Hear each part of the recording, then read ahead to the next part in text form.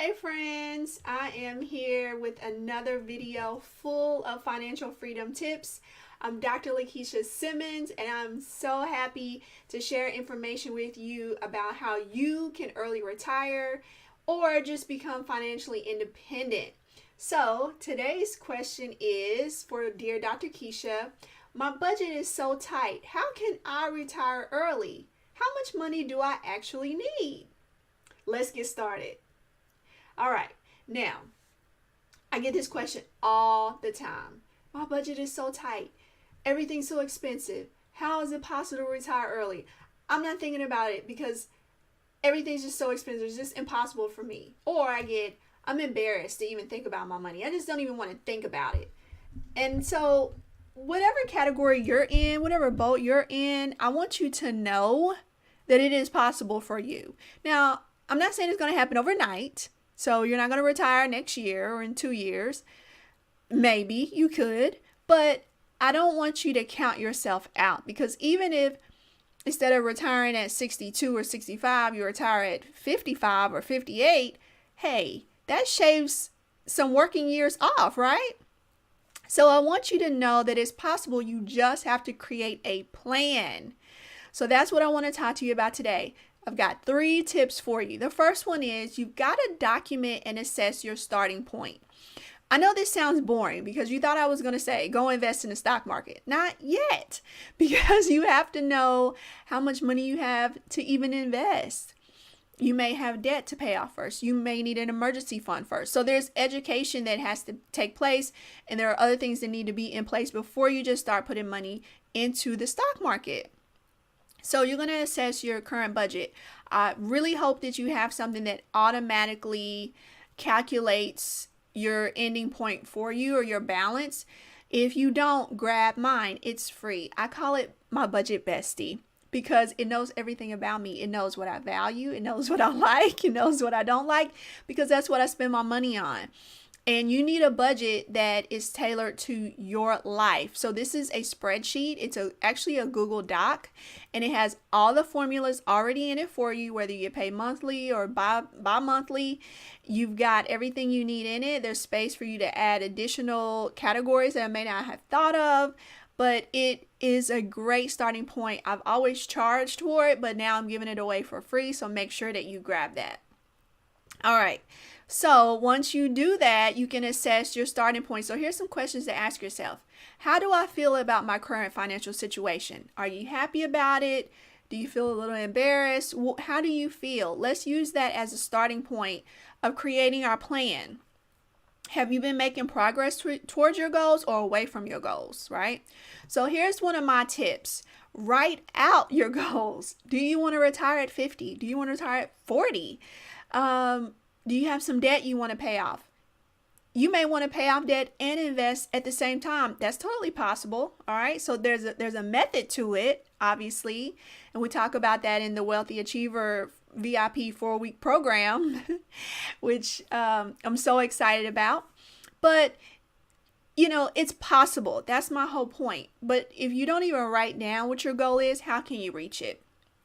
All right, so let's keep going. So that's step 1, assessing your current situation, getting on a really good budget. Step 2 is time to marry your 401k. Don't you just love the names I have for these? Marry your 401k. Why? Why would you do that? Well, because your 401k is tax deferred. And entrepreneurs, you have options too, okay? You have a solo 401k. But basically, it helps to reduce your taxable income in that year so that you bring more money home. But remember, the purpose of bringing more money home is to either pay off debt or invest so that your money makes money.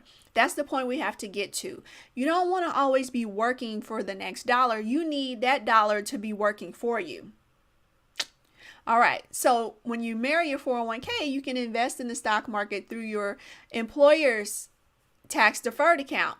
There are other options like a 457B that's called deferred compensation. There are just so many of these things. So that's why I teach a full course, a complete financial freedom course, to just help you through everything. You can do that on your own, or if you want someone to walk through everything with you and meet with you once a week, you can do that in my group coaching. I'm not doing any one-on-one coaching anymore like I used to. I'm really going to focus in on this group coaching because I think I can help you better with a longer term plan than just a one-off meeting. All right, so that's about your 401k. Step 3, calculate your FIRE number, because again, if you're on a tight budget, you really need to know what you're working towards. You see a trend here? So what you're going to do is look at how much money do you need to live on? That's important to note.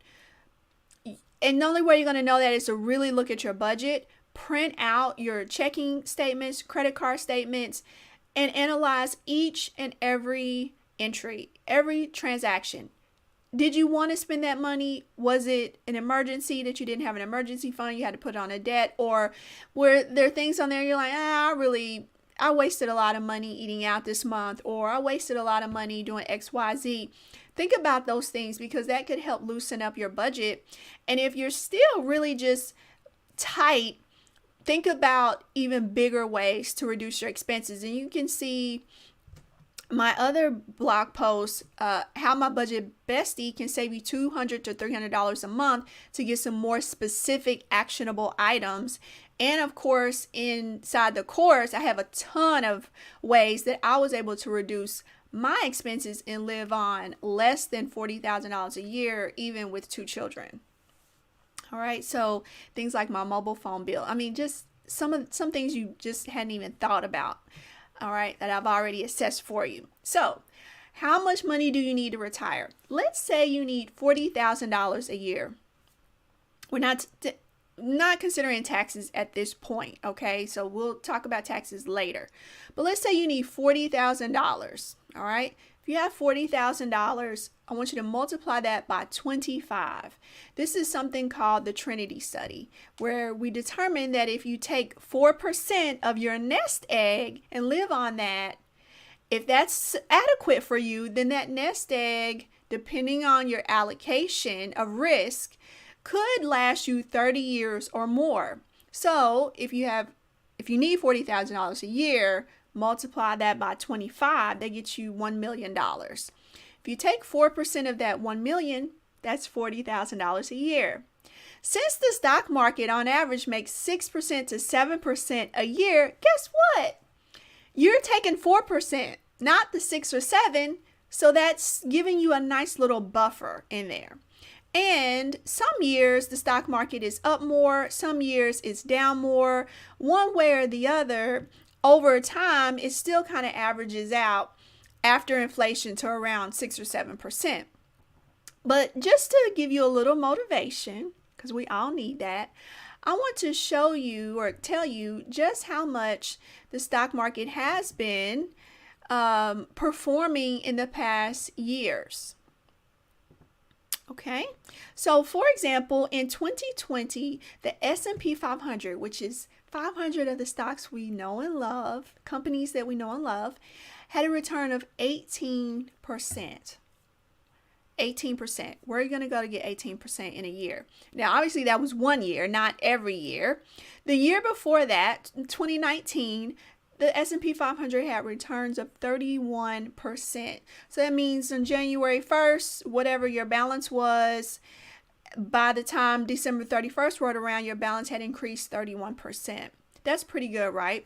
But guess what? In 2018, it was actually negative. It was down 4.4%. And if you go down history, you'll run into years where we had substantial reduction in growth in the stock market as well. So there are years that it's up and there are years that it's down. There are days that it's up and there are days that it's down. That's just a part of it. But this complete financial freedom plan that we're discussing is not day trading. So we're not looking at the day-to-day. We're looking at a longer term plan to get you where you need to be. All right. So those are your 3 steps to help you determine how much money you need to retire, even on a tight budget. So again, that first, looking at your budget, cutting those expenses. 2, looking at those tax deferred accounts. Do not sleep on your 401k at work. That is one of the easiest and best ways to quickly get some money into the stock market and let that money start to grow over time without even thinking about it. And 3rd is calculating how much money you actually do need. And once you've maxed out your accounts at work, or maybe even before, if you choose, you can open a brokerage account and start investing there. And I teach you all about what I did and how I retired at 41 from a full-time job, even though my whole working career over 19 years, my average salary a year was $77,000. That was my average. So I had years that I had more and I had years that I had way less. But even through that, I was able to become financially independent. So you just have to get started. So what are you waiting for? Go to LaKeishaSimmons.com and sign up for a course. Chat soon.